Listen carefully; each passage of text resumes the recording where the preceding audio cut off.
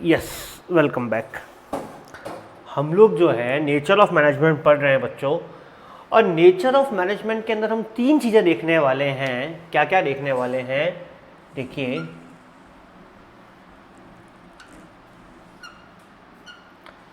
Management as an science, management as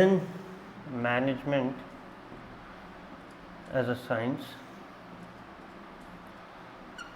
ठीक है। Second क्या देखने वाले हम लोग? Management as an art. And हम लोग थर्ड क्या देखने वाले हैं? Management as a profession. देखिए, हर ऑथर ने अपने अपने हिसाब से मैनेजमेंट को समझाने की कोशिश करी है, बट हम लोगों को जो पढ़ना है कि और weather management is a science, weather management is an art, और weather management as a profession. हमको ये तीन चीज़ें देखनी रहेगी आपकी इधर, ठीक है ना। तो हम चलते हैं सबसे पहले मैनेजमेंट एज अ साइंस। हम ऐसे साइंस को डिस्कस करते हैं। हम क्या करने वाले हैं इसके अंदर? कुछ साइंस के फीचर लिखेंगे और उन साइंस के फीचर्स को हम किस में अप्लाई करेंगे बच्चों? मैनेजमेंट के अंदर। अगर वो साइंस के फीचर मैनेजमेंट के अंदर अप्लाई होते तो हम लोग क्या बोलेंगे कि मैनेजमेंट इज अ साइंस। तो सबसे पहले हम देखते हैं कौन कौन से फीचर्स हैं। देखिए, मैं आप लोगों के लिए लिखता हूं कौन कौन से फीचर है मैनेजमेंट साइंस के। सबसे पहला है, सबसे पहला फीचर जो आप लोगों का आता है साइंस का, that is systematic body of knowledge. देखिए, हमारी जो साइंस है, इसका मतलब क्या है सिस्टमेटिक बॉडी ऑफ नॉलेज? हमारी जो साइंस है उसके लिए बहुत सारी बुक्स एंड मटेरियल्स हम लोगों के पास में है। हम उन बुक्स एंड मटेरियल्स थ्योरीज जो है उनको पढ़ते हैं और फिर साइंस के हम रिपीटेटिव बेसिस पे एक्सपेरिमेंट्स करते हैं। तो बच्चों, ऐसा आपके मैनेजमेंट में भी है। हमारे पास मैनेजमेंट की बड़े बड़े ऑथर्स की बुक्स है, उसमें बहुत सारे प्रिंसिपल्स दे रखे हैं, बहुत सारे कॉन्सेप्ट्स दे रखे हैं। हम उनको वहाँ से पढ़ते हैं, वो सिस्टमेटिक तरीके से लिखे हुए हैं। हम उनको वहाँ से पढ़ते हैं और फिर उनको रिपीटेटिव बेस पे अप्लाई करते रहते हैं। तो मैं एक बार आपके लिए पढ़ता हूँ क्या बोला गया है यहाँ से। देखिए, in a science, organized and systematic study material is available which is used to acquire the knowledge of science. Like science in management also, there is availability of systematic and organized study material. So this feature of science is present in the management. जैसा मैंने आपको बताया, ये science के अंदर एक organise तरीके से, सिस्टमेटिक तरीके से बुक्स ऑफ नॉलेज दे रखी है। बुक्स के अंदर नॉलेज दे रखा है आपका, हम वहाँ से इसको पढ़ते हैं, उन प्रिंसिपल्स को और एक्सपेरिमेंट करते हैं और उनको प्रैक्टिकल बेसिस पे अप्लाई करते हैं। तो सेम आपका ये फीचर मैनेजमेंट के अंदर भी है। तो मैं ये कह सकता हूँ कि this feature is present in management. क्या ये प्रेजेंट है? हाँ सर, ये वाला फीचर जो साइंस का है ये आपका मैनेजमेंट के अंदर भी प्रेजेंट है। ठीक है सर, आगे चलते हैं, आगे की तरफ बढ़ते हैं सर, सेकंड फीचर की तरफ। साइंस का सेकंड फीचर देखते हैं। सेकंड फीचर क्या है? Principles are based on experiments. क्या बोला गया? सेकंड फीचर क्या बोला गया है कि principles are based on the experiments. तो क्या बोला गया, देखते हैं हम लोग उसको। Scientific principles are developed through observations and then tested through repeated experiments. देखिए, क्या बोला गया है कि जो भी आपके साइंटिफिक प्रिंसिपल्स हैं हमने उनको ऑब्जर्व किया और फिर क्या किया, are developed through observation and tested through repetitive experiments. फिर हमको रिपीटेटिव बेसिस पे उन पर एक्सपेरिमेंट्स किए और उनको हमने टेस्ट किया। The management principles are also developed through observation and experiments, but since management deals with human being and human behavior which cannot be accurately predicted, this feature of science is partially present, so management can be called as insect science. क्या बोला गया? देखिए क्या बोला गया। देखिए sir, जैसे science के प्रिंसिपल्स होते हैं, हमने उन साइंस के प्रिंसिपल्स को ऑब्जर्व किया, ठीक है ना, और उनको रिपीटेटिव बेसिस पे उन पे एक्सपेरिमेंट किया और फिर उनको हमने अप्लाई किया। तो सर मैनेजमेंट में भी ऐसा ही होता है, हमारे पास प्रिंसिपल्स है, उनको रिपीटेटिव बेसिस पे अप्लाई करके एक्सपेरिमेंट करके चेक करते रहते हैं, एंड देन फाइनली जब एक्सपेरिमेंट हमारे सक्सेसफुल होते हैं हम उसको ऑर्गेनाइजेशन के अंदर अप्लाई कर देते हैं। बट एक प्रॉब्लम जो यहाँ पे आती है, देखिए साइंस में आपके रिजल्ट एक्यूरेट आते हैं बट मैनेजमेंट के अंदर आपके रिजल्ट एक्यूरेट नहीं आते। Reason being human being involve होता है। देखिए, ह्यूमन बीइंग और ह्यूमन बिहेवियर ये एक्यूरेटली प्रिडिक्ट करना बहुत मुश्किल होता है। दैट्स वाई ये कहते हैं कि ये साइंस का प्रिंसिपल प्रेजेंट तो है मैनेजमेंट के अंदर, बट कैसा प्रेजेंट है बेटा? पार्शियली प्रेजेंट है।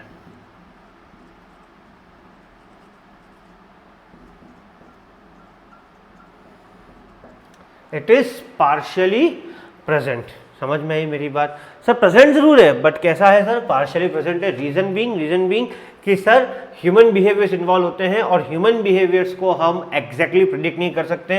ह्यूमन कंडीशंस को, ह्यूमन माइंडसेट को एग्जैक्टली प्रिडिक्ट करना बहुत ही टफ होता है, ठीक है ना। तीसरा जो आपका साइंस का प्रिंसिपल है जो मैनेजमेंट के एस्पेक्ट में उनको चेक करना है वो क्या है बच्चों? देखिए, यूनिवर्सल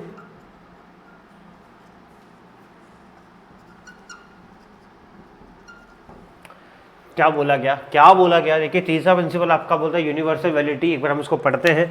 देखिए, scientific principles have universal application and validity. देखिए साइंटिफिक प्रिंसिपल्स जो होते हैं ना उनकी यूनिवर्सल एप्लीकेशन है, यूनिवर्सल वैलिडिटी। इट मींस सब जगह इनकी वैलिडिटी, सब जगह ये अप्लाई होते हैं। Management principle are not exact like scientific principle, so their application is not universal, they have to be modify according to the given situation. देखिए क्या बोला गया, देखिए आप कोई साइंस का प्रिंसिपल उठा लीजिए, for example every action as an equal opposite reaction, तो वो इंडिया में भी ऐसे ही काम करेगा, यूएसए में भी ऐसे ही काम करेगा, जापान में भी वैसे ही काम करेगा, आप कहीं भी चले जाइए वर्ल्ड में, उसकी यूनिवर्सल एप्लीकेबिलिटी है। लॉ ऑफ ग्रेविटेशन है, तो ऐसा थोड़ी कि लॉ ऑफ ग्रेविटेशन इंडिया के अंदर कुछ और बोलता है, यूएस के अंदर कुछ और बोलता है, सर उसकी एप्लीकेबिलिटी यूनिवर्सल है। बट सर मैनेजमेंट के अंदर एक चीज दिक्कत आती है कि चूंकि मैनेजमेंट ह्यूमन बींग्स से रिलेटेड है, और दूसरी बात हमारे कॉर्पोरेट की कंडीशंस भी डिफरेंट होती है कई बार। देखिए हो सकता है कि हम जिस कॉर्पोरेट के लिए प्रिंसिपल्स बना रहे हैं मैनेजमेंट के, जो हमने प्रिंसिपल्स पढ़े, हम जो मैनेजमेंट के प्रिंसिपल्स वहां पे लगा रहे हैं, तो सर उस कॉर्पोरेट में एनवायरनमेंट ऐसा है कि वहां पे वो प्रिंसिपल्स लगे ही नहीं, वहां पे किसी और तरीके से उन प्रिंसिपल्स को लगाना पड़े या कुछ दूसरे प्रिंसिपल्स लगाने पड़े। तो चूंकि सर्कमटेंसेस इन्वॉल्व होती है, डिफरेंट कॉर्पोरेट्स की डिफरेंट सर्कमटेंसेस होती है और डिफरेंट ह्यूमन बींग्स इन्वॉल्व होते हैं, तो उसकी वजह से हम ये कहते हैं कि सर मैनेजमेंट के प्रिंसिपल्स जो हैं यूनिवर्सल वैलिडिटी नहीं है। जैसे लॉ ऑफ ग्रेविटेशन यहाँ पे भी वैसे लगेगा, वहां पे भी वैसे लगेगा, बट मैनेजमेंट के प्रिंसिपल्स के लिए बात नहीं बोली गई है क्योंकि ये डिपेंड करता है organisation to organisation, people to people and circumstances to circumstances. उसके हिसाब से हम इसकी एप्लीकेबिलिटी चेक करते हैं। तो हम ये कह सकते हैं कि यूनिवर्सल वैलिडिटी वाला फीचर जो है ये एब्सेंट है, ये साइंस के अंदर ही है केवल, और ये आपका मैनेजमेंट के अंदर नहीं है। तो हमने 3 फीचर पढ़े अभी तक साइंस के, कौन से? Systematic body of knowledge, second पढ़ा principles are based on experiment, and तीसरा पढ़ा यूनिवर्सल वैलिडिटी। तो उसमें से पहला वाला प्रेजेंट है बिल्कुल, सेकंड वाला पार्शियली प्रेजेंट है सर, ठीक है, एंड थर्ड वाला क्या है आपका? एब्सेंट ही है। तो आई थिंक ये क्लियर हो चुका है कि मैनेजमेंट ऐसा साइंस कहना क्या चाहता है। अब हम फीचर्स पढ़ेंगे। अगेन यहाँ पे भी क्या करने वाले हैं, हम 8 के फीचर्स पढ़ेंगे और चेक करेंगे कि सर क्या ये 8 के फीचर्स जो है वो मैनेजमेंट में लगते हैं कि नहीं लगते हैं। पहला कौन सा आता है देखिए,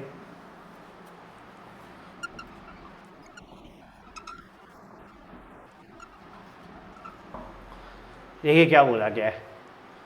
पहला फीचर जो 8 का आता है that is systematic body of knowledge and existence of the theoretical knowledge. तो मैं पढ़ता हूं आपके लिए, क्या बोलता है? In every art, there is a systematic and organized study material available to acquire theoretical knowledge of the art. For example, various books on different drugs are available in the market and music. In management also, there is a systematic and organized body of knowledge available which can help in acquiring the managerial studies. देखिए, for example, art के अंदर मैं music को ले लेता हूँ। हमने ये देखा है कि सर म्यूजिक के लिए भी राग है, ठीक है ना, राग की किताबें आती है, सुर और राग की किताबें आती हैं। तो हमारे पास एक सिस्टमेटिक बॉडी ऑफ नॉलेज है, हमारे पास एक बुक में एक बहुत वेल ऑर्गेनाइज तरीके से हमारी राग, सरगम, सुर सब लिखे हुए हैं। क्या लिखे हुए हैं? हमारे राग, सरगम और सुर सब लिखे हुए हैं। और तो क्या बोला गया है कि सर आर्ट के अंदर भी जैसे आपके पास सिस्टमेटिक बॉडी ऑफ नॉलेज होता है, वैसे ही मैनेजमेंट के अंदर भी आपके सारे मैनेजरियल प्रैक्टिसेस, प्रिंसिपल्स लिखे हुए हैं और उनको पढ़ के हम मैनेजरियल स्किल्स को अक्वायर करते हैं। तो ये वाला फीचर तो भैया आर्ट का है, वो मैनेजमेंट के अंदर क्या है? प्रेजेंट है। आई थिंक ये क्लियर हुआ कि सर आर्ट के अंदर भी क्या होता है? सिस्टमेटिक बॉडी ऑफ नॉलेज होता है, एग्जिस्टेंस ऑफ थ्योरेटिकल नॉलेज होता है, और यही चीज आपकी मैनेजमेंट के अंदर भी होती है। तो I think it is very much clear. हम सेकंड फीचर की तरफ चलते हैं मैंने आर्ट के, कि चेक करते हैं क्या वो मैनेजमेंट के अंदर है कि नहीं है। तब ये देखते हैं, सेकंड इज पर्सनलाइज एप्लीकेशन।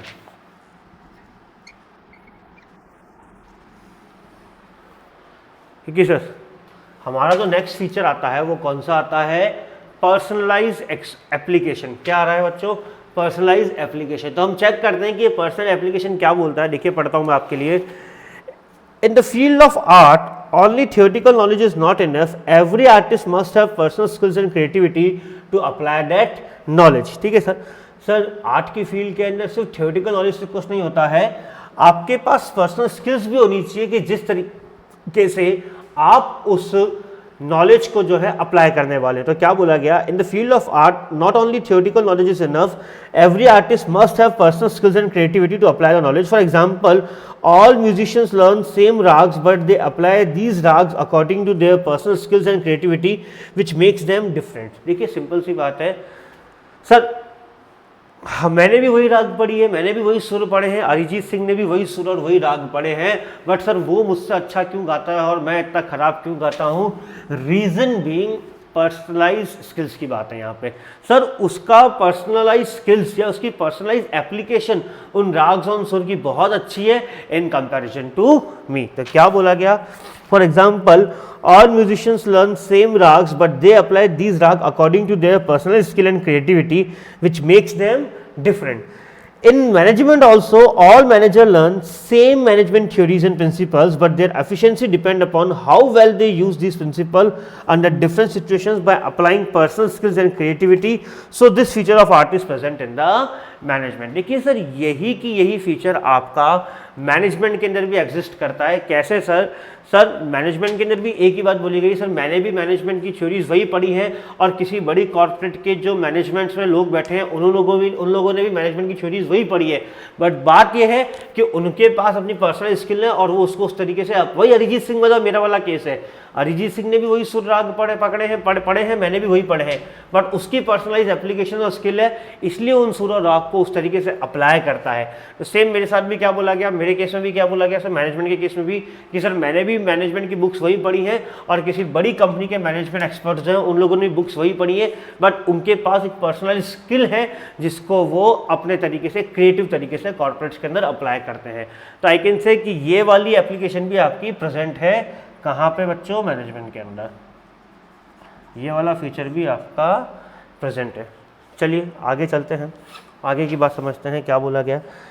तीसरा जो पॉइंट है वो क्या बोलता है, based on the practice and creativity.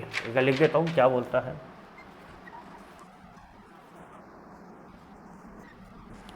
क्या बोलता है sir, it is based on practice and creativity. क्या बोला गया एक बार रीड करता हूं मैं आप लोगों के लिए। The artist require regular practice of art. क्या बोला गया है, the artist require regular practice of art to become more fine and perfect. Without practice, artists lose their perfection, and art requires creativity practice. Artist must add his creativity to the theoretical knowledge he has learned. Same way with the experienced manager also improve their management skills and efficiency. So this feature of art is also present in the management। क्या बोला गया sir, जिस तरीके से artist लोग जो होते हैं, फॉर एग्जाम्पल कोई सिंगर है, क्या वो सिंगर रोज रियाज करता है कि नहीं करता? सर बिल्कुल करता है। तो सर वो रोज प्रैक्टिस करता है और क्रिएटिव तरीके से अपनी जो चीज़ें उसने लर्न करी उसको अप्लाई करने की कोशिश करता है। तो सर ये तो एक फैक्ट बात है कि अगर किसी आर्टिस्ट ने प्रैक्टिस नहीं करी या क्रिएटिविटी नहीं दिखाई तो वो अपनी आर्ट को लूज कर जाएगा। तो in the same way management के अंदर भी क्या बोला गया है, आपने मैनेजमेंट प्रिंसिपल्स पढ़ लिए, समझ लिया, that's very good thing, but आपको उनको रोज प्रैक्टिस करना, क्रिएटिव तरीके से आपको जो है उसको अपनी कंपनी के अंदर लगाना रहेगा। तो क्या मैं ये कह सकता हूँ कि ये प्रिंसिपल ही प्रेजेंट है? Yes sir. इसके लिए भी आप एक बात लिख सकते हैं कि it is also present, it is also present. तो हम ये कह सकते हैं सर आर्ट का कौन कौन सा फीचर आ गया, सिस्टमैटिक बॉडी ऑफ नॉलेज ये प्रेजेंट है सर, और आपका पर्सनलाइज एप्लीकेशन ये भी प्रेजेंट है sir, based on the practice and creativity ये भी फीचर आपका जो है इसके अंदर प्रेजेंट है। तो हमने दो टॉपिक पढ़ लिया अभी तक, मैनेजमेंट एज अ साइंस पढ़ लिया, मैनेजमेंट एज अ आर्ट पढ़ लिया। अगला टॉपिक जो आता है वो आपका मैं सिंपल सा रीड करता हूं कि whether management is both science and art. तो क्या बोला गया सुन लीजिए, बहुत सिंपल सा टॉपिक है। Management is both science as well as art. Like science it has a systematic and well organized body of knowledge, and like art it requires personal skill, creativity and practice to apply such knowledge in the best possible way. Science and art are not in contrast to each other, both exist together in every function of the management. Sir हम ये भी कह सकते हैं कि management is a science and art both, why so? क्योंकि science के जैसे तो सिस्टमेटिक बॉडी ऑफ नॉलेज उनके पास है, ठीक है ना, ऑब्जर्वेशन से साइंस के प्रिंसिपल्स तैयार होते हैं, यहाँ मैनेजमेंट के भी होते हैं। और आर्ट के कौन से दो मेन फीचर्स में अप्लाई होते हैं? एक तो पर्सनलाइज एप्लीकेशन और based on practice and the creativity. तो हम ये कह सकते हैं कि management is a science as well as art both. हम तीसरे की तरफ बढ़ते हैं, that is management as a profession और नॉट।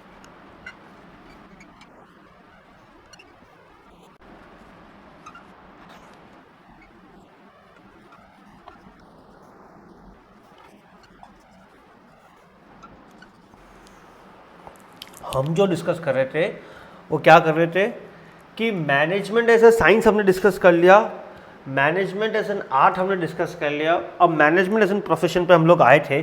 मैंने आपके लिए पॉइंट्स लिखे थे, हम पढ़ते हैं मैनेजमेंट एज प्रोफेशन क्या कहता है। देखिए जो पहला कॉन्सेप्ट आ रहा था मैनेजमेंट एज प्रोफेशन के अंदर, वो क्या आता है, देखो well defined body of knowledge. पहला कॉन्सेप्ट तो क्या है, well defined body of knowledge. Second restricted entry. तीसरा प्रेजेंस ऑफ प्रोफेशनल एसोसिएशन। चौथा existence of ethical code and fifth is service motive. तो हम एक एक करके इन पांचों फीचर्स को देखते हैं और फिर देखते हैं कि क्या ये हमारे मैनेजमेंट के अंदर हमको मिलते हैं या नहीं मिलते हैं। तो देखिए बच्चों, सबसे पहला आता है well defined body of knowledge. मैं आपके लिए रीड करता हूँ क्या बोलता है।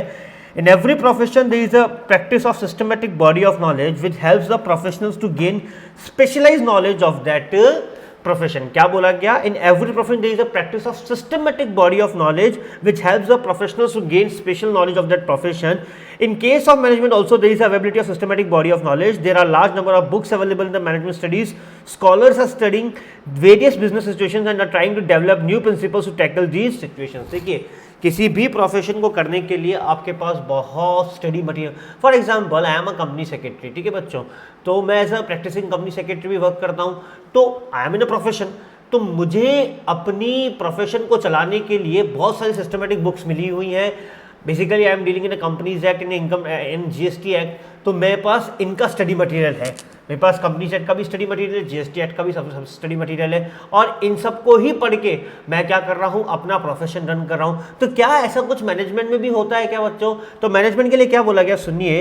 इन case of management there is also availability of numerous of books. बहुत सारी बुक्स अवेलेबल है, सिस्टमेटिक तरीके से नॉलेज है वहाँ पे भी, आप वहाँ से पढ़िए और अप्लाई कीजिए। तो ये फीचर हम कह सकते हैं जो प्रोफेशन का है वो आपके मैनेजमेंट में भी प्रेजेंट है बच्चों।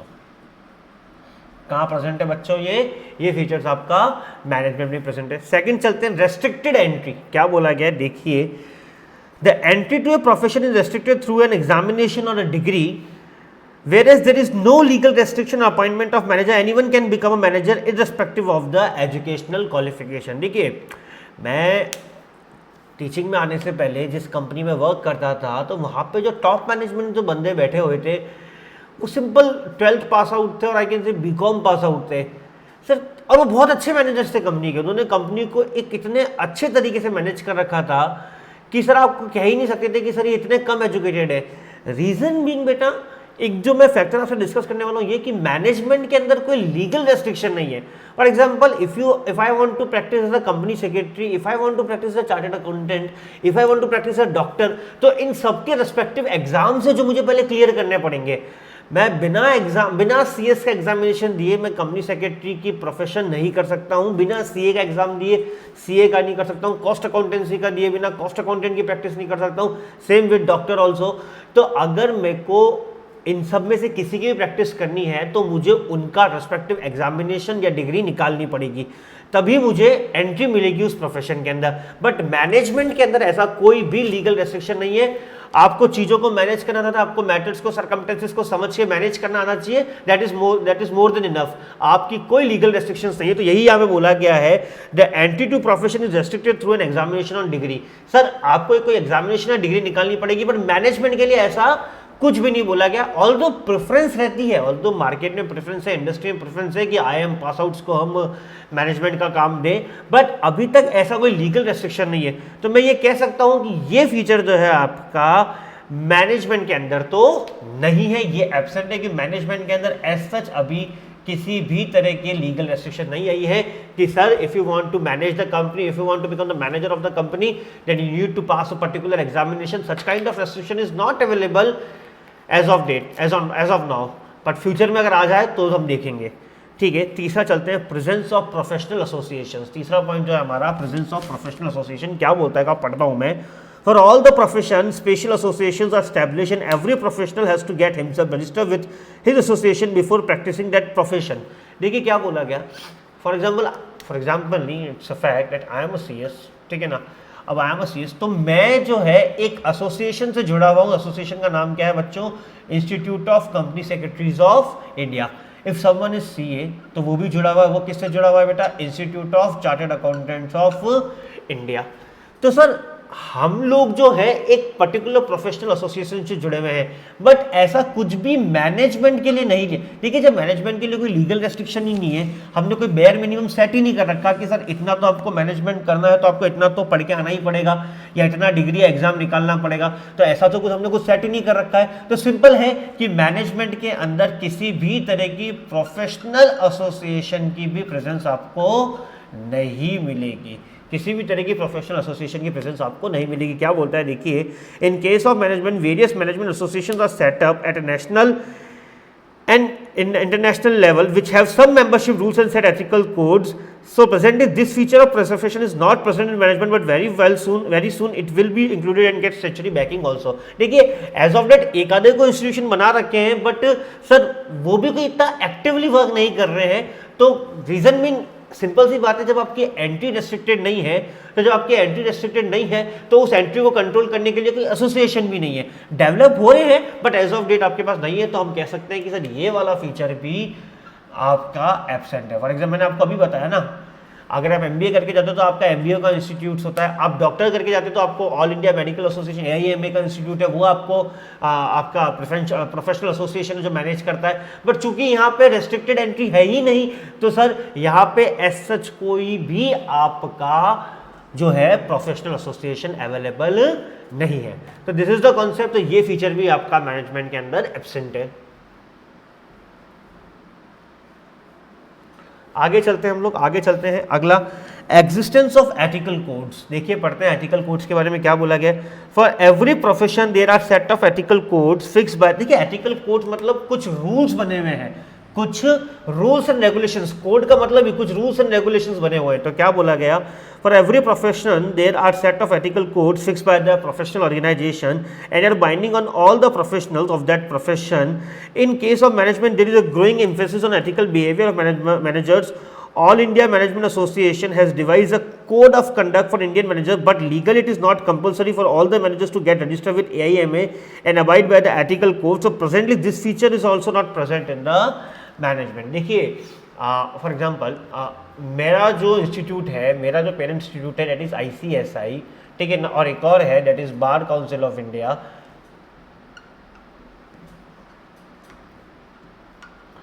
अब मुद्दा ये है कि इन दोनों इंस्टीट्यूट्स ने मुझे एक एथिकल कोड्स दे रखे हैं। क्या दे रखे हैं बच्चों, एथिकल कोड। अब एथिकल कोड्स क्या दे रखा है कि sir if you are working as a company secretary, if you are working as an advocate, तो आपको ये चीजें, एथिकल कोड्स में कुछ नहीं होता बेटा, डूज एंड डोंट्स होता है। क्या होता है बच्चों, डूज एंड डोंट्स, ठीक है ना। क्या आपको करना चाहिए, क्या आपको नहीं करना चाहिए, ये आपका एथिकल कोड आपको बताता रहता है। तो सिंस मेरा जो प्रोफेशनल एसोसिएशन है उसने कुछ डूज एंड डोंट्स दे रखे हैं और मुझे उनको फॉलो करना रहता है। बट सर चूंकि मैंने आपको पहले ही बताया, देखिए ये सारे पॉइंट यहीं से कनेक्टेड है।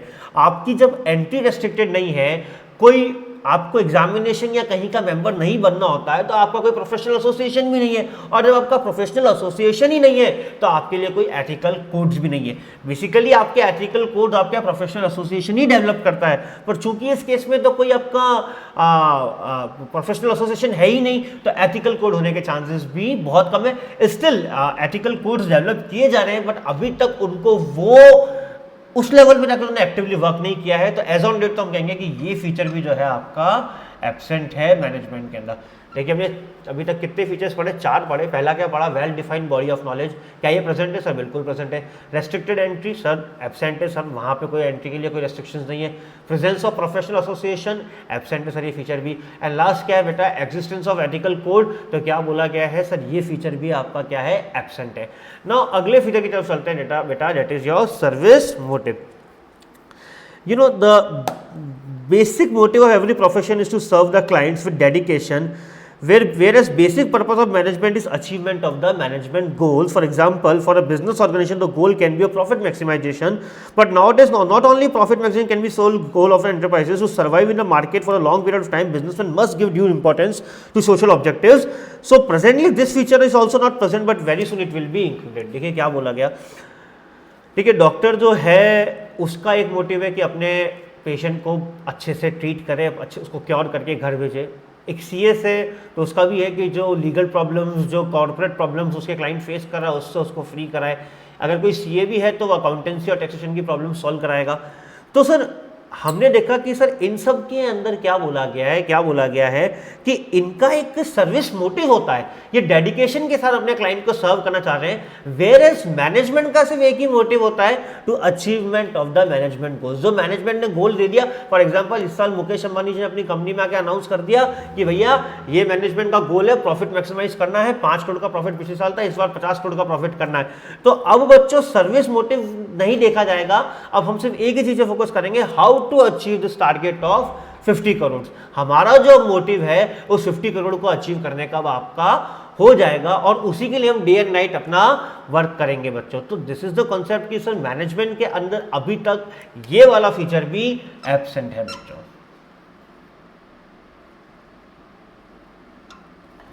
ये वाला फीचर भी आपका मैनेजमेंट के अंदर अभी तक एब्सेंट चल रहा है। आई थिंक आपको ये क्लियर हो गया होगा कि sir management as a profession पे भी हमको क्या बात ध्यान रखनी है। Sir well defined body of knowledge ये प्रेजेंट है सर, रेस्ट्रिक्टेड एंटिटी सर ये एब्सेंट है sir, presence of professional association ये भी एब्सेंट है सर आपका, एग्जिस्टेंस ऑफ एथिकल कोड ये भी एब्सेंट है आपका, सर्विस मोटिव ये भी एब्सेंट है आपका। ठीक है, सूनर और लेटर इनको हम इंक्लूड डेफिनेटली करेंगे, बट एज ऑफ नाउ तो ये आपके नहीं है, ये एब्सेंट है। ये फीचर सिर्फ और सिर्फ आपके इस पर्टिकुलर फील्ड के अंदर है, आपके मैनेजमेंट के अंदर नहीं है।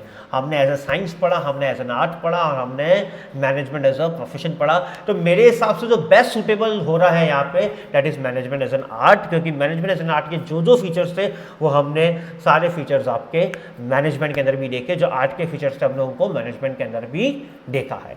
तो this is the concept of the nature of the management. I think it is now very much clear. ठीक है, चलिए हम आगे चलते हैं नेक्स्ट टॉपिक पे, that is levels of the management. देखिए जैसे हमारे घरों के अंदर भी लेवल्स होते हैं कि नहीं होते हैं मैनेजमेंट के, सब बिल्कुल होते हैं सर। हम हैं, पापा हैं, दादाजी हैं, तो वैसे ही सर मैनेजमेंट के अंदर भी कुछ लेवल्स हैं। हमारे घर में भी लेवल्स हैं, मैनेजमेंट के अंदर भी लेवल्स हैं। और ये मैनेजमेंट के लेवल्स हमको किस एस्पेक्ट में देखने हैं? कॉर्पोरेट्स के एस्पेक्ट में देखने हैं।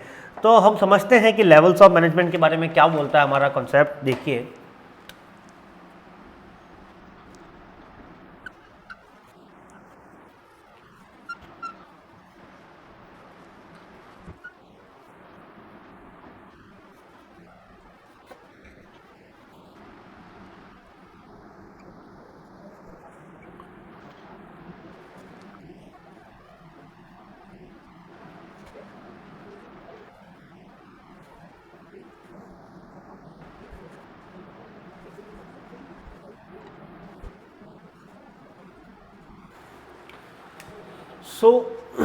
आपके सामने मैंने एक हायरार्की चार्ट बनाया है लेवल्स ऑफ मैनेजमेंट का, और अब हम इसको डिस्कस करते हैं कि सर ये हायरार्की चार्ट क्या कहता है आपका, किस तरीके से इसे लेवल्स ऑफ मैनेजमेंट को समझाया, हम ही समझने की कोशिश करते हैं। देखिए 3 पार्ट में आपका जो है मैनेजमेंट का लेवल बटा हुआ है। सबसे पहले it is top level management, second it is middle level management, third one it is supervisory level management.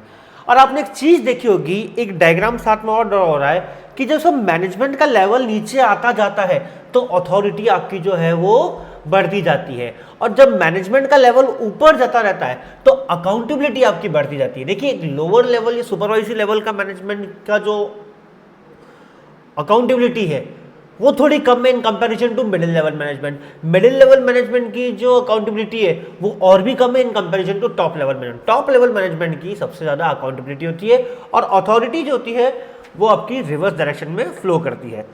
तो हम डिस्कस करते हैं कि 3 मेन लेवल कौन कौन से हैं और तीनों लेवल्स जो है मैनेजमेंट के उनका क्या वर्क रहता है, हम ये समझने की कोशिश करते हैं। सबसे पहले हम टॉप लेवल मैनेजमेंट को डिस्कस करते हैं। देखिए टॉप लेवल मैनेजमेंट में मैंने आपको बात बताई कौन कौन आता है आपका बच्चों, बोर्ड ऑफ डायरेक्टर आता है, चेयरमैन आता है, प्रेसिडेंट आता है, वाइस प्रेसिडेंट आता है, सीईओ आता है, सीएफओ आता है, एक्सेट्रा। आपका मिडिल लेवल मैनेजमेंट में कौन आ रहा है बच्चों? परचेज मैनेजर आता है, सेल्स मैनेजर आ रहा है, मार्केटिंग मैनेजर आ रहा है, डिविजनल हेड्स आ रहे हैं, एक्सेट्रा। फिर आपका सुपरवाइजरी लेवल में कौन कौन आ रहा है बच्चों? सुपरवाइजर आ रहा है, आपका सेक्शन ऑफिसर आ रहा है, आपका फॉरमैन आ रहा है, आपका क्लर्क आ रहा है, आपका एग्जीक्यूटिव आ रहा है, etcetera. So these all are you are coming under the top level, middle level and supervisory level. तो इस 3 तरीके से आपका मैनेजमेंट का लेवल जो है बटा हुआ है, ठीक है। हम आगे चलते हैं, अब आगे चलते हैं बच्चों, देखते हैं क्या बोला गया, टॉप लेवल मैनेजमेंट का क्या वर्क होता है हम लोग देखते हैं, चलिए। So they consist of the senior most executive of the organisation. Top level management के अंदर सीनियर मोस्ट एग्जीक्यूटिव होते हैं किसी भी कंपनी के, जो आपके सीनियर मेंबर्स होते हैं कंपनी के, वो आपके कहाँ रहते हैं बच्चों? टॉप लेवल मैनेजमेंट के अंदर। तो top level management consists of chairman, board of director, managing director, CFO, CEO and etcetera. ये मैंने अभी डिस्कस किया आपसे। बेसिकली अब हम जो डिस्कस करने जा रहे हैं, sir what is the function of the top level management. Sir top level management का क्या फंक्शन होता है? तो हम एक एक करके मैनेजमेंट के लेवल को डिस्कस करते हैं, उनके फंक्शंस को समझने की कोशिश करते हैं। तो सबसे पहला आपका आता है बच्चों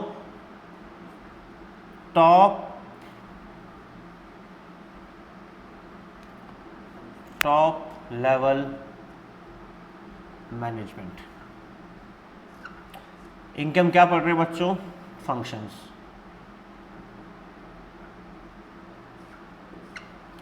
इनके हम लोग क्या पढ़ रहे हैं बच्चों? फंक्शंस। देखते हैं क्या बोला गया। सबसे पहला function, the main function of top level management is determining the objectives of the enterprises. जो भी एंटरप्राइजेस, जिस भी ऑर्गेनाइजेशन में जो टॉप लेवल मैनेजमेंट होता है, उनका सबसे पहला ऑब्जेक्टिव क्या होता है?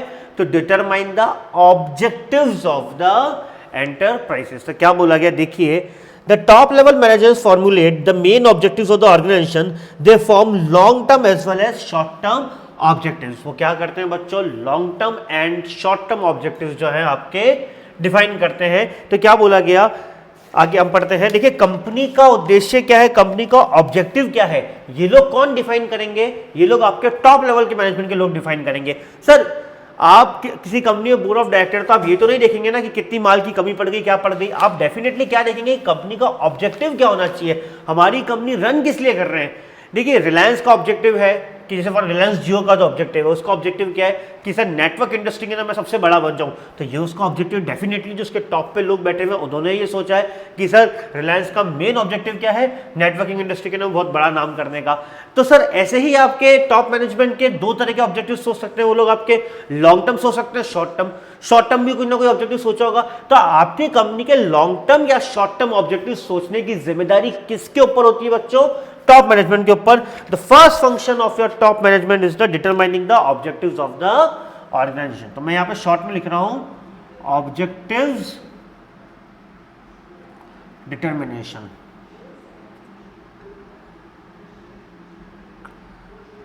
ये आपका किसका वर्क होता है बच्चों? ये आपका किसका वर्क होता है? टॉप मैनेजमेंट का। सेकंड हम चलते हैं बच्चों, सेकंड हम समझते हैं क्या बोला गया है। सेकंड जो बोला गया वो ये बोला गया framing of plans and policies. देखिए आपने कोई ऑब्जेक्टिव डिफाइन कर लिया, डिटरमाइन कर लिया, तो उस ऑब्जेक्टिव को कैसे अचीव करना है, कैसे उस ऑब्जेक्टिव को सेटिस्फाई करना है कंपनी के लिए, तो डेफिनेटली हमको कुछ तो भी प्लान्स बनाने पड़ेंगे और कुछ पॉलिसीज फ्रेम आउट करनी पड़ेगी। देखिए विदाउट प्लानिंग तो कोई काम होता ही नहीं है। आप 12th बोर्ड के अंदर आपका एक ऑब्जेक्टिव है कि मुझे 95+ % बनाने हैं, तो डेफिनेटली आप लोगों ने भी कोई प्लानिंग करी होगी इसके लिए। तो सर क्या बोला गया है? देखिए टॉप मैनेजमेंट यूजुअली ब्रेन वाले काम कर रहे हैं। क्या बोला गया? Framing of plans and policies. Top level managers frame plans and policies to achieve the set objectives. तो मैं यहां पे लिखता हूं framing of plans and policies. Framing of plans and policies is the one of the main function of your top level management. अच्छा plans and policies किसके लिए sir? Objectives को achieve करने के लिए ही है। थर्ड हम पढ़ते हैं बच्चों क्या है? Organizing activities to be performed by persons working at a middle level. तो क्या बोला गया? The top level management assigns jobs to different individuals working at a middle level. आपके जो मिडिल लेवल पे बहुत सारे इंडिविजुअल्स जो वर्क कर रहे हैं, आपके जो मिडिल लेवल पे जो बहुत सारे जो आपके जो वर्कर्स वर्क कर रहे हैं या जो भी एम्प्लॉइज वर्क कर रहे हैं, उनके लिए वर्क असाइन करना भी किसका काम होता है बच्चों? टॉप लेवल मैनेजमेंट का होता है सर। सर पापा के लिए वर्क कौन असाइन करता है? दादाजी करते हैं कि नहीं करते? तो क्या बोला गया? Organizing activities to be perform by persons working at the middle, top level management assigns jobs to different individuals working at a middle level. Sir Reliance Ambani, Reliance Industries के ना मुकेश अंबानी जी जो टॉप लेवल में बैठे हैं, उनके दिमाग में आ गया कि मुझे नेटवर्क इंडस्ट्री में बहुत कुछ बड़ा अचीव करना है या नेटवर्क इंडस्ट्री को पूरा कवर कर लेना है, तो डेफिनेटली उन्होंने कुछ प्लान एंड पॉलिसी बनाई होगी और उसके लिए वो खुद तो मार्केट में काम करने जाएंगे नहीं, डेफिनेटली उन्होंने मिडिल लेवल के किसी मैनेजर के लिए प्लानिंग भी करके रखी होगी कि यार ये काम मेरे लिए कौन करेगा?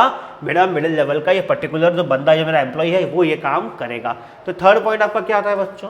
थर्ड पॉइंट क्या था? इसको भी हम शॉर्ट कर लेते हैं। वैसे पॉइंट क्या है? Organizing activities to be perform by persons working at a middle level. तो अपन लिख देते हैं इसको शॉर्ट करके,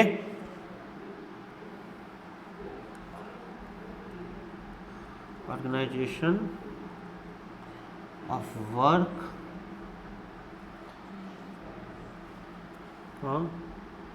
मिडिल लेवल मैनेजमेंट। ये बात समझ में आ गई सर? सर मिडिल लेवल आपका क्या वर्क करने वाला है उसके लिए भी किसने सोचा है सर? आपके टॉप लेवल ने सोचा है। फिर अगला आपका क्या आता है बच्चों? Responsible for welfare and survival of the organization. क्या बोला गया? देखिए हम लोग पढ़ते हैं, नहीं उससे पहले सॉरी एक फीचर और होता है, assembling all the resources such as finance, fixed assets and etcetera. देखिए अगर आप कोई भी ऑब्जेक्टिव अचीव करना चाहते हैं तो उसके लिए आपको रिसोर्सेज लेके आने पड़ेंगे कि लेके आने पड़ेंगे? सर बिल्कुल हमको रिसोर्सेज लेके आने पड़ेंगे। तो रिसोर्सेज क्या क्या हो सकते हैं बच्चों? सर फाइनेंस हो सकता है, एसेट्स हो सकती है। तो क्या बोला गया? देखिए the top level management arranges all the finance required to carry on the day to day activities, they buy fixed assets etc to carry on the activities in the organization। हमने देख लिया था organization of work for the middle level management. फिर हम लोग देख चुके थे सर टॉप लेवल मैनेजमेंट का जो एक बहुत इंपॉर्टेंट वर्क है वो क्या है? असेंबलिंग ऑफ या अरेंजमेंट ऑफ द रिसोर्सेज। तो क्या है सबसे इंपॉर्टेंट वर्क? मतलब 4th नंबर पे जाता है अरेंजमेंट ऑफ रिसोर्सेज। क्या बोला गया? क्या बोला गया sir? Sir top level management जो है वो रिसोर्सेज को अरेंज करता है। रिसोर्सेज में सबसे बढ़िया एग्जांपल मैंने आपको दिया एसेट्स एंड फाइनेंस का। आपको मैंने एग्जांपल दिया फाइनेंस एंड एसेट्स का। सर आपको पैसा लाना पड़ेगा कि लाना पड़ेगा? आपने तय कर लिया कि इस साल मुझे 500 करोड़ का प्रॉफिट मैक्सिमाइज करना है। सर 500 करोड़ का प्रॉफिट आपको अचीव करना है तो आपको सेल्स बढ़ानी पड़ेगी नहीं बढ़ानी पड़ेगी? सर बिल्कुल बढ़ानी पड़ेगी। सेल्स बढ़ानी पड़ेगी तो उसके लिए प्रोडक्शन ज़्यादा होगा कि नहीं होगा? सर बिल्कुल होगा। रॉ मटेरियल चाहिएगा कि नहीं चाहिएगा? चाहिएगा सर। रॉ मटेरियल लाने के लिए पैसा चाहिएगा कि नहीं चाहिएगा? Yes sir. फाइनेंस तो तब भी चाहिएगा। तो फाइनेंस एक रिसोर्स हुआ कि नहीं हुआ? उस रॉ मटेरियल को प्रोड्यूस करके फिनिश गुड्स में कन्वर्ट करने के लिए एसेट्स चाहिए कि नहीं चाहिए? तो सर एसेट्स भी आपकी कवर हो गई। तो ये सब जो काम है अरेंजमेंट ऑफ रिसोर्सेज का वो क्या बोला गया है? किसके ऊपर छोड़ा गया है? किसके ऊपर छोड़ा गया सर? टॉप लेवल के मैनेजमेंट के ऊपर। तो अगला हम पढ़ते हैं इसके अंदर responsible for the welfare and survival of the organization. क्या बोला गया? Top level is responsible for the survival and the growth of the organization, they make plan to run the organization smoothly and successfully. देखिए किसी भी organisation का survival और उसका जो वेलफेयर है वो कौन डिसाइड करता है बच्चों? वो कौन डिसाइड करता है? उसका टॉप मैनेजमेंट। उसका top management. Sir why top management पे आप क्यों डाल रहे हो बात? क्योंकि बच्चों टॉप मैनेजमेंट ही जो है वो प्लान्स एंड पॉलिसीज बनाता है। आपके अगर प्लान्स इफेक्टिव होंगे, आपके प्लान्स जो है वेल ऑर्गेनाइज्ड होंगे, वेल डायरेक्टेड होंगे, तो सर तभी सर आपकी कंपनी जो है या आपकी ऑर्गेनाइजेशन जो है स्मूथली रन कर पाएगी, सर्वाइवल देख पाएगी और ग्रोथ कर पाएगी। तो हमारा तीसरा पॉइंट क्या होगा? Responsible for welfare and survival of the organization. मैं लिख देता हूं वेलफेयर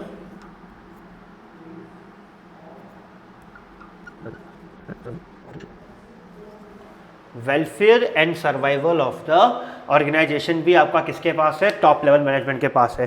ठीक है, फिर आगे चलते हैं। Liaison with the outside world, for example meeting, government officials and etcetera. क्या बोला गया?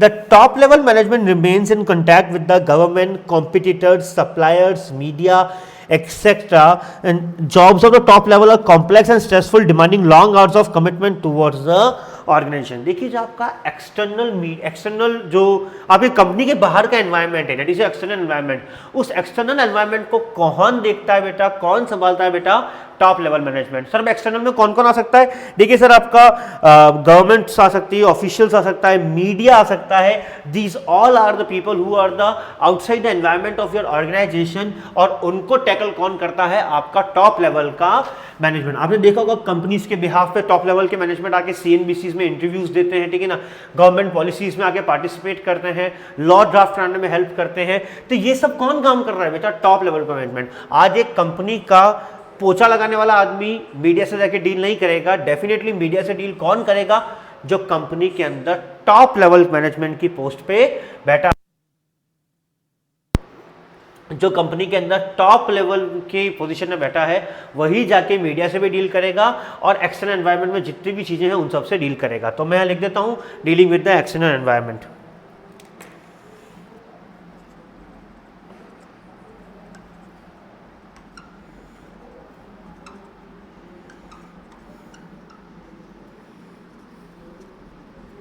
Dealing with the external environment. अगला पॉइंट पढ़ते हैं सर, अगला पॉइंट पढ़ते हैं हम लोग, सेवन पॉइंट पढ़ते हैं सर, टॉप लेवल मैनेजमेंट का फंक्शन क्या होता है, that is your to integrate diverse elements and coordinate the activities of different departments according to the overall objectives. देखिए आपकी कंपनी के अंदर डिफरेंट डिपार्टमेंट्स हैं कि नहीं है सर, सर बिल्कुल है सर। क्या उन डाइवर्स डिपार्टमेंट में जो डाइवर्स तरह के लोग बैठे हुए हैं, डाइवर्स तरह के एलिमेंट्स बैठे हुए हैं, उनको इंटीग्रेट करना पड़ेगा कि नहीं करना पड़ेगा। सर क्या कहना चाहते हो, देखिए आपका प्रोडक्शन डिपार्टमेंट में बंदा बैठा है, एक सेल्स डिपार्टमेंट में बंदा है, अकाउंट्स डिपार्टमेंट में बंदा बैठा है, उन सबको पकड़ के एक कॉमन प्लेटफॉर्म पे एक कॉमन ऑब्जेक्टिव के लिए इंटीग्रेट करना पड़ेगा कि नहीं करना पड़ेगा, सर बिल्कुल करना पड़ेगा। तो सर ये भी किसका काम है बच्चों, ये भी किसका काम है, ये भी आपके टॉप लेवल मैनेजमेंट का ही काम है। तो क्या बोला गया, देखिए बच्चों मैं लिखता हूं आपके लिए, integrate the diverse elements and coordinate the activities. तो मैं कहां लिखूं, यहां आ जाएगा आई थिंक, हाँ, integrate the diverse elements and coordinate them. तो ये भी वन ऑफ द फीचर है। एंड लास्ट फीचर जो आपका आता है, that is analyse the business environment and its implication for the survival of the firm and they are responsible for the all activities of business and for the impact on the society. क्या बोला गया sir, 8 point क्या बोला गया, analysis करते हैं business environment को,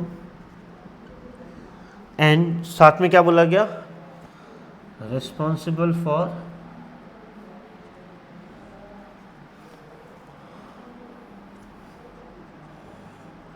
impact on the society. Sir ये साथ में और किस चीज के लिए आपके रिस्पॉन्सिबल रहते हैं, देखिए बिजनेस एनवायरनमेंट का एनालिसिस करना भी इनका ही वर्क है सर। सर बिजनेस एनवायरनमेंट का एनालिसिस करने का मतलब आपके एक्सटर्नल फैक्टर्स का एनालिसिस करना। देखिए आपने एक चीज पढ़ी होगी, शायद कभी सुना होगा, स्वॉट एनालिसिस, कभी सुना है बच्चों, strength, weakness, opportunity and threat. Sir strength and weakness जो चीजें होती है ना, वो आपकी कहाँ होती है, इंटरनल एनवायरनमेंट में। कहाँ होती है बच्चों, इंटरनल एनवायरनमेंट में। और आपकी अपॉर्चुनिटी और थ्रेट जो होती है वो कहाँ होती है बच्चों, आपकी एक्सटर्नल एनवायरनमेंट में, ठीक है ना। तो सर बिजनेस एनवायरनमेंट का एनालिसिस करने का मतलब क्या होता है, सर हम चेक करते हैं मार्केट में क्या अपॉर्चुनिटी है, क्या थ्रेट है, और एडजस्ट करते हैं उसको अपने इंटरनल एनवायरनमेंट के हिसाब से। अगर कोई मार्केट में अपॉर्चुनिटी आ रखी है और वही अपॉर्चुनिटी, उसी तरह की अपॉर्चुनिटी को अगर हम एज ए थ्रेट की, एज ए स्ट्रेंथ की तरह लेके अपना, हमारी स्ट्रेंथ, ठीक है फॉर एग्जाम्पल, इसको एक सिंपल तरीके से बताता हूँ। मार्केट में एक अपॉर्चुनिटी आई, मान लीजिए मार्केट में आया कि प्लास्टिक बैन हो गया है, तो पॉलीथीन जो है अब नहीं बनेगी या नहीं बिकेगी मार्केट के अंदर।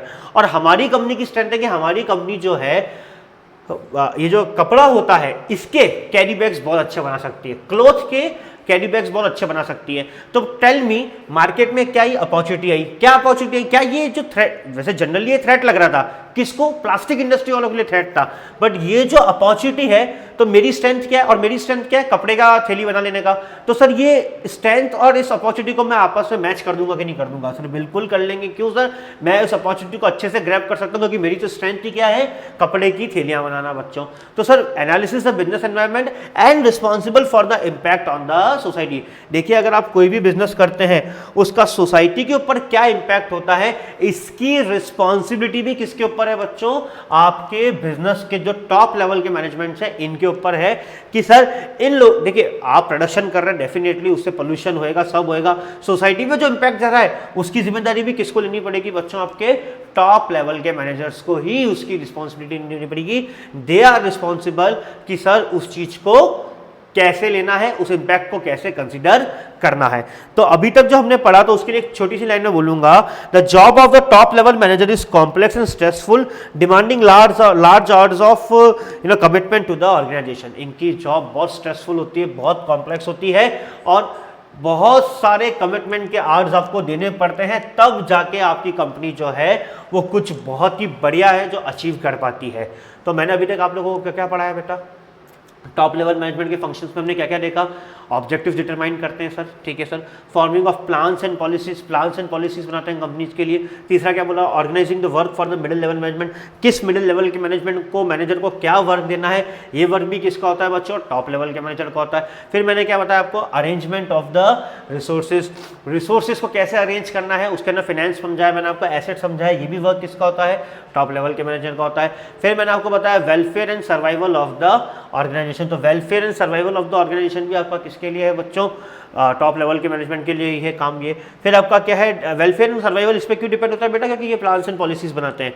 फिर dealing with the external environment, जिसमें आपका मीडिया आ गया, गवर्नमेंट पॉलिसीज आ गया, ऑफिशियल्स आ गया, उनसे भी डील करने का काम किसका है, टॉप लेवल मैनेजमेंट का है। फिर मैंने क्या किया, integrating the diverse elements and coordinate them, different departments में डिफरेंट लोग काम कर रहे हैं, उनको इंटीग्रेट करना एक पर्टिकुलर गोल के लिए, ये भी किसका काम है, आपके टॉप लेवल मैनेजमेंट का काम है। And last point, analysis the business environment and responsible for impact on the society. आप बिजनेस एनवायरनमेंट को एनालिसिस कर लो और फिर क्या करो सर, उसका एक और आपको एनालिसिस तो करना ही है, फिर साथ में एक और फीचर क्या बोला, देखिए इसके बीच में एंड है, और एक और क्या पॉइंट है, responsible for the impact on the society.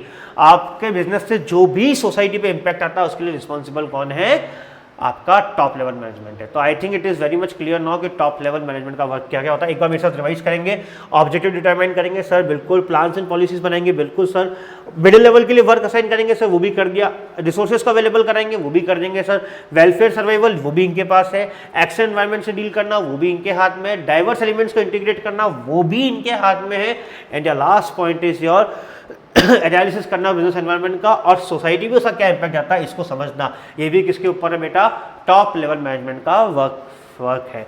That's why उनकी जॉब बड़ी स्ट्रेसफुल होती है, बड़ी कॉम्प्लेक्स होती है। हम नेक्स्ट क्लास में देखते हैं कि सर मिडिल लेवल मैनेजमेंट का क्या वर्क्स एंड फंक्शंस होता है।